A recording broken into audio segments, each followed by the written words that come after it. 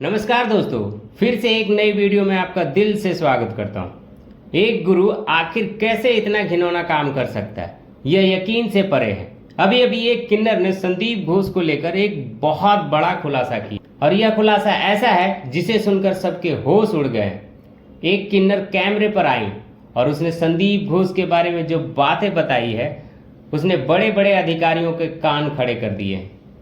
कैसे संदीप घोष इंटरनेट से phone number चुराकर किन्नरों को कॉल करता था और कैसे उन्हें अपने डेरे पर बुलाता था और कैसे रात भर उन पर जुल्म ढाया करता था, एक एक चीज बताएंगे। लेकिन उससे पहले अगर आप भी चाहते हैं कि डॉक्टर बिटिया को न्याय मिले और दोषियों को कड़ी से कड़ी सजा मिले, तो वीडियो को लाइक करके कमेंट में वी वांट जस्टिस जरूर लिखिएगा और चैनल को सब्सक्राइब भी कर लीजिएगा ताकि इस केस से जुड़ी हर अपडेट हम आप लोगों तक पहुंचाते रहें।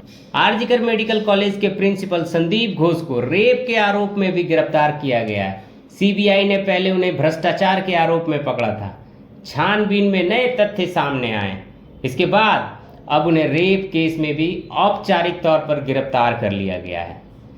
इससे उसकी दिक्कतें और भी बढ़ गई है। अब संदीप घोष पर एक और संगीन आरोप लगाया गया है। आरजीकर मेडिकल कॉलेज के पूर्व प्रिंसिपल किन्नरों का शोषण करने का आरोप है कि वह किन्नरों का फोन नंबर इकट्ठा करते और फिर उन्हें अपने कमरे पर बुलाकर रात भर रखते थे। संदीप घोष के पीड़ितों ने सीबीआई में शिकायत करने की भी बात कही है। न्यूज 18 के एक आर्टिकल के अनुसार संदीप घोष मुर्शिदाबाद में रहते हुए सोशल मीडिया के जरिए कई ट्रांससेक्सुअल और ट्रांसजेंडर का फोन नंबर इकट्ठा करता था। आरोप है कि इसके बाद वो उन लोगों को कॉल करके अपने आवास पर बुलाता था। इसके बाद रात भर उसके साथ गंदा काम किया जाता था। दोस्तों, आप सबसे मेरी एक गुजारिश है, हो सकता है कि इस वीडियो में दी जाने वाली जानकारी आपने सुनी हो, पर अगर आप इस वीडियो को पूरा देखते हैं तो ज़्यादा से ज़्यादा लोगों तक पहुंचती है और डॉक्टर बिटिया को न्याय दिलाने में एक अहम भूमिका निभाती है। तो इसलिए आप इस वीडियो को पूरा देखिएगा। कोलकाता के आरजीकर मेडिकल कॉलेज और अस्पताल के पूर्व प्रिंसिपल संदीप घोष पर भ्रष्टाचार का खुलासा करने वाले अख्तर अली ने अब एक बार फिर चौंकाने वाली खुलासा कर दी है। संदीप घोष पर भ्रष्टाचार का खुलासा करने वाले अख्तर अली ने अपने आरोप में कहा है कि आरजीकर मेडिकल कॉलेज को मैंने अपने जीवन के 16 बरस दिए हैं। कॉलेज मेरे लिए माँ जैसी है। माँ के दामन में कोई दाग लगाएगा तो क्या कीजिएगा, बस मैंने वही किया। बस चाहता हूं कि इस नेक्सस का पर्दाफाश हो और दोषियों को कड़ी से कड़ी सजा मिले। अख्तर ने बताया कि 2021 में संदीप घोष आरजीकर मेडिकल कॉलेज के प्रिंसिपल नियुक्त हुए। यहां प्रिंसिपल बनते ही उन्होंने अपना रंग दिखाना शुरू कर दिया। छात्रों के साथ दुर्व्यवहार, छात्रों को परेशान करना, उनका उत्पीड़न करना शुरू कर दिया। छात्रों ने इनका विरोध किया और इनके खिलाफ धरना प्रदर्शन। छात्रों ने इनको मारने के लिए दौड़ाया भी, लेकिन पुलिस ने इसको बचा लिया। इसके बाद वे 1 महीना के लिए छुट्टी पर चले गए। उन्होंने कहा जो छात्र इनकी बात नहीं सुनते थे उनको फेल करते थे, लड़कियों को भी परेशान करते थे। इसके साथ ही समय के साथ उनका भ्रष्टाचार भी बढ़ता गया। जब मुझे पता चला तो मैंने वहां के वरिष्ठ अधिकारियों की इनकी जानकारी दी, स्वास्थ्य विभाग को इनकी जानकारी दी, लेकिन कोई एक्शन नहीं हुआ। उन्होंने कहा इसके बाद उन्होंने मजबूर होकर जुलाई 2023 को विजिलेंस कमीशन को लिखित शिकायत की और सारे सबूत भी दिए। भ्रष्टाचार निरोधक विभाग में भी शिकायत की। इसके बावजूद भी इनके खिलाफ कोई कार्रवाई नहीं, बस उनका तबादला ही हुआ और 24 घंटे के अंदर वह आदेश वापस हो गया और फिर से वह प्रिंसिपल बनकर बैठ गया। इसके बाद उन्होंने मुझे परेशान करना शुरू किया। मेरा ट्रांसफर हो गया, मैं दूसरी जगह चला गया। उन्होंने बताया कि संदीप घोष के भ्रष्टाचार और वित्तीय अनियमितताओं को लेकर कई जगह दरवाजा खटखटाए, लेकिन कोई सुनवाई नहीं हुई।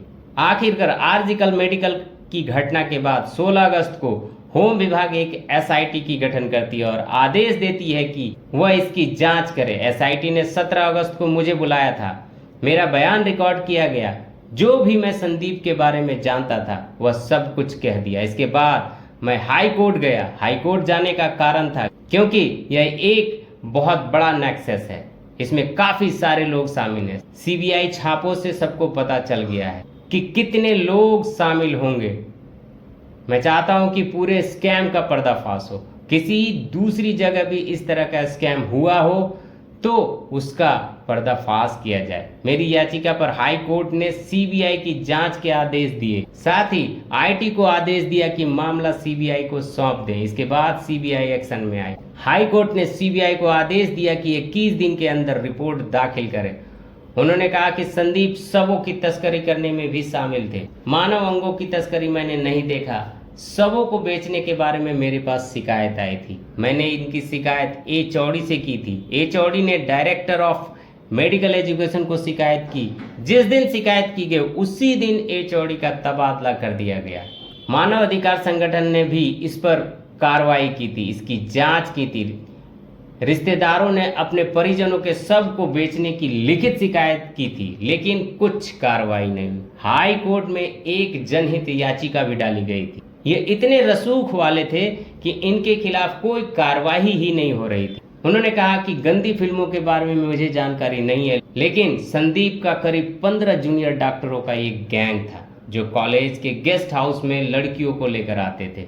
वे यहाँ पर शराब पीते थे। बाहर से भी कुछ लोग आते थे। उनके रंगीन महफिलें सजती थी। यहाँ पर उनको शराब परोसी जाती थी। यही गैंग विद्यार्थियों को पास फेल करता था, फिर उनसे पैसे वसूल करता था, विद्यार्थियों को अनैतिक काम करने के लिए मजबूर करता था।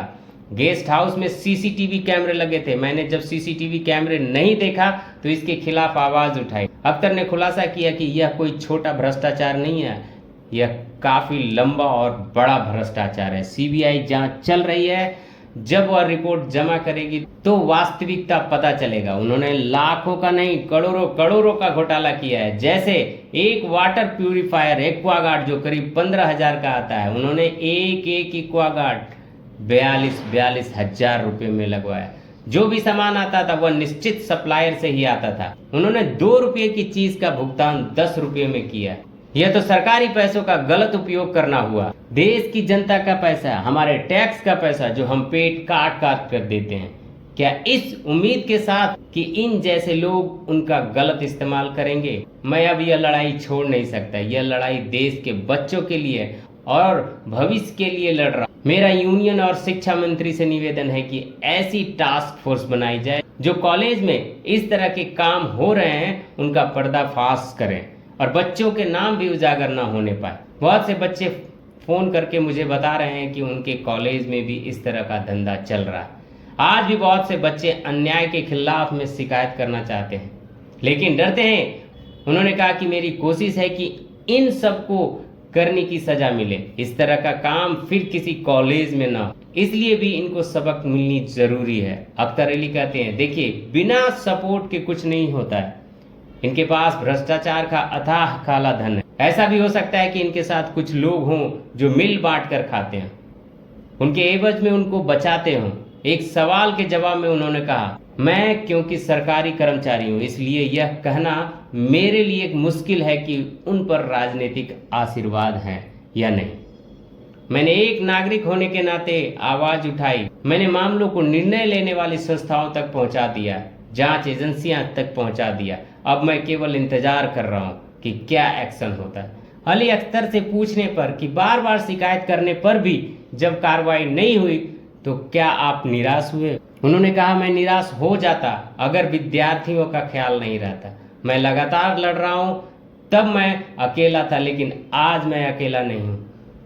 अब सबका साथ मिल रहा है। उस बच्ची के लिए भी लड़ रहा हूं जिस बच्ची के साथ यह दरिंदगी हुई, उसे भी जल्दी इंसाफ मिले। यह घटना आरजीकर में हुई है और इस प्रिंसिपल के समय में हुए, इसके लिए भी लड़ रहा हूं। उन्होंने कहा, एक बात कहना चाहता हूं कि फॉरेंसिक मेडिसिन के डॉक्टर देवाशीष सोम, जिनका आरजीकर के साथ कोई लेना देना नहीं है, वो उस दिन क्राइम सीन पर मौजूद थे।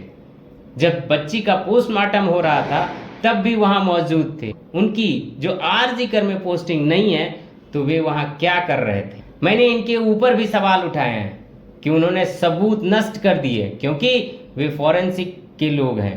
इतना ही नहीं, कुछ अन्य लोग भी वहां पर मौजूद थे। उन्होंने कहीं एक जगह स्वीकार भी नहीं किया कि प्रिंसिपल ने उनको फोन किया था। यह सब बातें किसी बड़ी साजिश की ओर इशारा कर रही है और केस में अब भी एक के बाद एक खुलासा हो रहा है। आगे क्या होगा यह तो समय बताएगा, लेकिन हम तो यही चाहेंगे कि जो दोषी है उसे जल्द से जल्द सजा मिले। यह वीडियो आप तक लाने का उद्देश्य किसी का दिल दुखाना या परेशान करना नहीं, बल्कि जागरूक करना है। जल्द मिलेंगे अगली वीडियो में, तब तक के लिए आप अपना ख्याल रखिए। बहुत बहुत धन्यवाद।